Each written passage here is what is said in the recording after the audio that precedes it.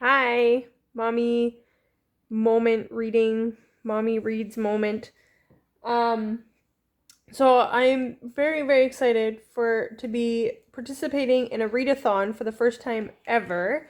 It's happening November 18th to the 24th, which is a Monday to Sunday, and it's the Buzzwordathon. So unfortunately, my husband's only off for the first 2 days of it. So I'm gonna have to function and be an adult and take care of the kids for the other 5 days. But that's okay. My goal is to not be on any or very, very little social media that week.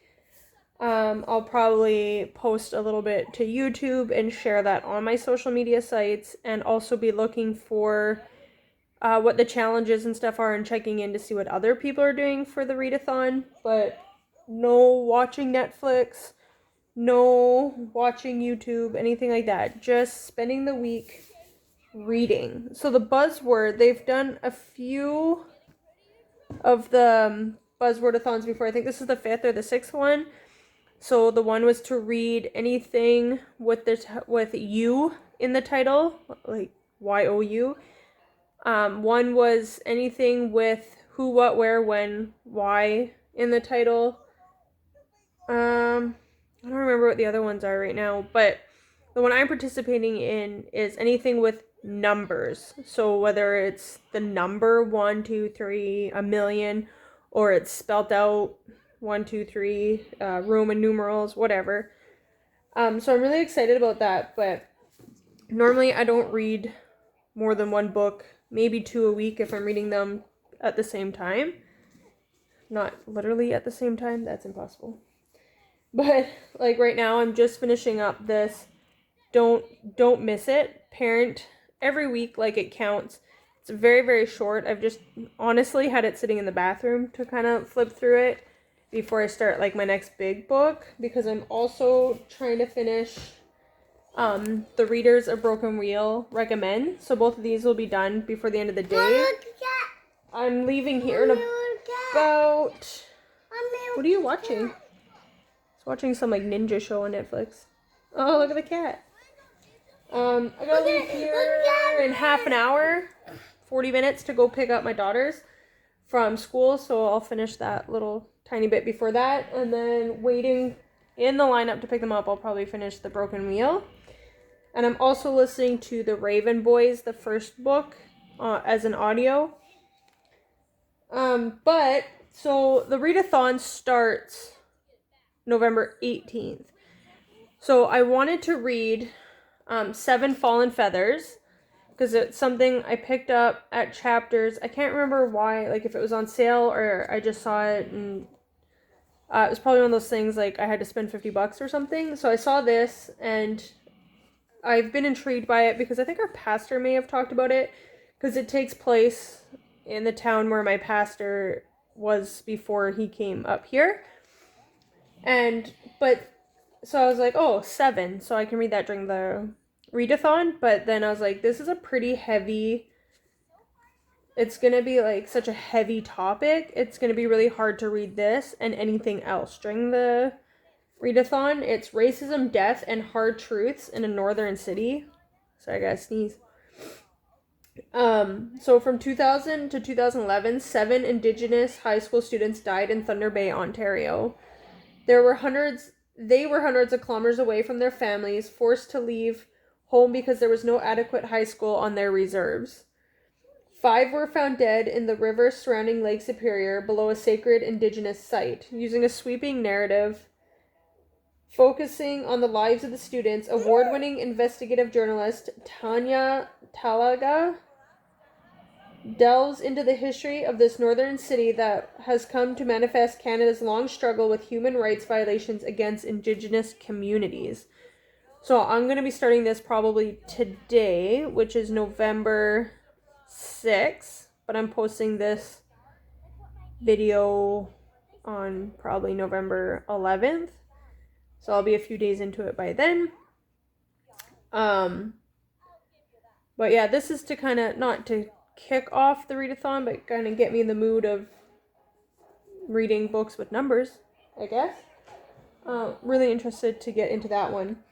The other one that I want to read that I feel like is going to be a really hard read, it's a classic, and I feel like it's just going to be really dense and a lot to take in, is 1984 by George Orwell.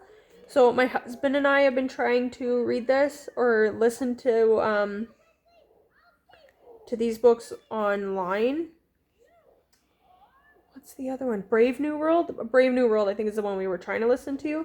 We haven't tried 1984 yet, but I picked up both because they're $6 at Kohl's in the mall here.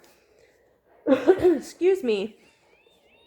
So with 1984, I'm hoping it's a little over 300 pages. 300 and... This is the appendix.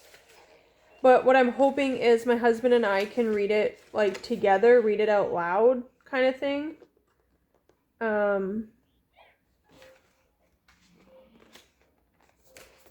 That we can read it, like, before bed, spend 10, 20 minutes, whatever, before bed, reading it out loud to each other. So I'm hoping to do that every night of the readathon and hopefully get through it. 304 pages. Sorry, I was confused by the chapters. I'm like, why is it only chapter 2? But I guess it's in parts, and those parts are in chapters. But yeah, this is a book I'm hoping to read with Sebastian at bedtime together. And the first 2 days he's off, so maybe we can spend a little bit more time reading together and hopefully get through this in 1 week. Might have to start it a little bit earlier than that, just because it's hard to find time, dedicated time to sit, and because we won't be listening to the book, I want to actually physically read the book. So normally when we listen to books, it's while we're doing like errands and running around the city and stuff like that. So like when we're driving, it's a little bit easier just to listen. But in this case, we'll be reading it, so we'll see how that goes. We might have to extend it beyond the 7 days. Maybe we'll start it a little bit, earlier so that we can read it on more of his days off. Another book I want to read, which looks pretty big and thick, but I find Michael Connelly is a really easy reader, like a really easy author to read. But I really, really like his stuff, and the reason why I like him is because he is the one that really got me into reading. When I was a kid, young teen, like preteen, I didn't do a lot of reading. There was a few books that would grab my attention that I really enjoyed in school. We had to read Where the Red Fern Grows, which I just like devoured that book, and I sat and I read it in like a day. Like I loved it so much. I just went home and I couldn't stop reading it. And I was telling my husband, like, it's kind of a funny book for me to enjoy at such a young age, like grade 7, I believe.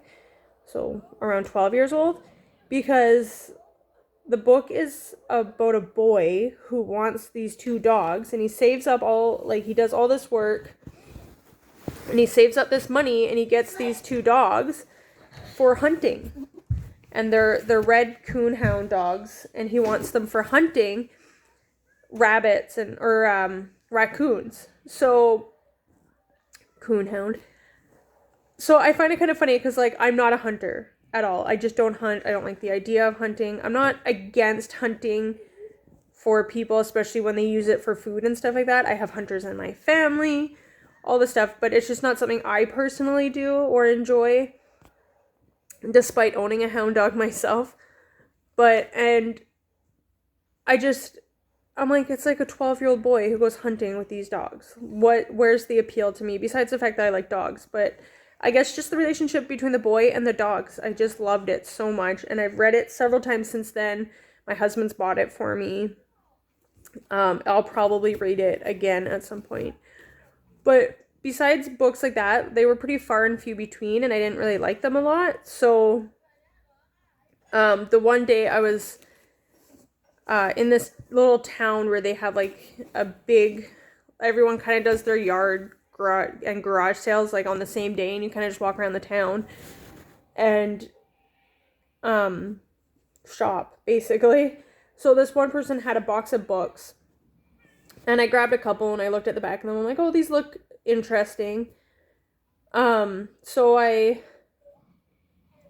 I grabbed those couple books, and they're like 25 cents each, whatever. I spent a couple bucks.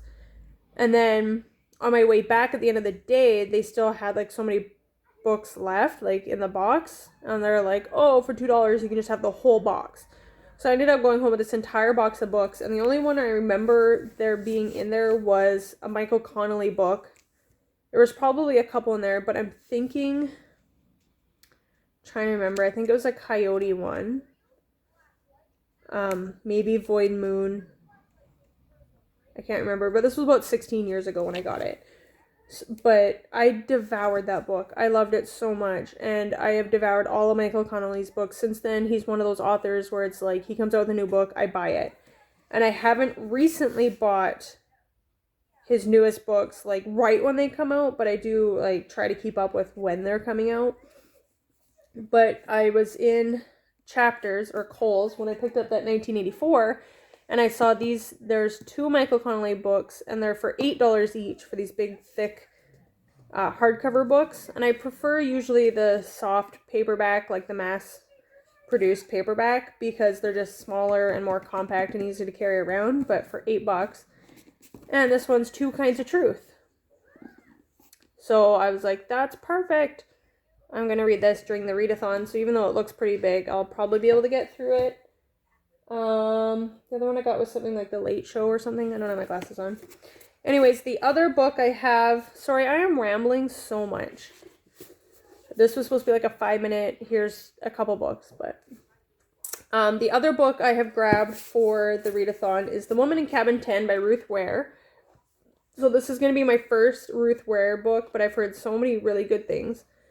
So I'm pretty excited about this one. I also own The Turn of the Key by Ruth Ware, which is like a rewrite of, or a reimagining of The Turn of the Screw, which is a book I've never read. So that's why I got these classics, 1984 and Brave New World. So I got The Turn of the Screw and The Turn of the Key. So I'll be reading those probably in the new year. But yeah, so I'm excited for The Woman in Cabin 10. Hopefully it's a pretty easy read. I do like thrillers. And then I asked on Facebook what were some number books or books with numbers in them that would be good to read. And someone suggested Janet Evanovich or something like that. But she's got it like a numbered series. So hers is One for the Money, which is on an audiobook. So I'm going to be reading that as an audiobook. So thank you to Tracy for that recommendation. You say they're really good, so hopefully I will enjoy it and get through at least the first one. I don't know if I'll read all of them or not, but we'll see. Maybe eventually. And my dad also suggested the 20,000 Leagues Under the Sea. But my husband and I listened to that 2.5 years ago now. So, and that book would take me longer than a week to read on its own anyways. But if you have any other suggestions about books to read with numbers in the title, please let me know. And maybe I'll get to them this month at least. Anyways, thanks for listening. See you later. Bye. Hi. So I did a little video doing my Buzzwordathon TBR, and I just wanted to add this little clip in at the end here. I mentioned that I wanted to finish reading the readers of Broken Wheel Recommend in the lineup to wait for getting the girls from school. And this is the problem with being, or not the problem, but the challenge of being a mommy booktuber. Mommy reads not very much. I was able to finish my other really, really short book that I had like 3 pages left. But yeah, I have like less than 10 pages of this book left. At work. Daddy's at work. You forgot 6. I forgot 6 what? But I have like less than 10 pages left. I forgot to count. And we got here at 3:17, and the girls get off at 3:40, and I haven't been able to finish those 10 pages. Count what? Okay, can you say bye?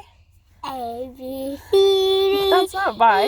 ESG, die, drinking, and may pay. QRS, I and Z, WX. Yeah. Okay, say bye. Bye. Now I want to talk some. A. You already did the ABCs. Can you count? Mommy, 1, 2, 3. Mommy and E are here. Yay. Okay, bye bye.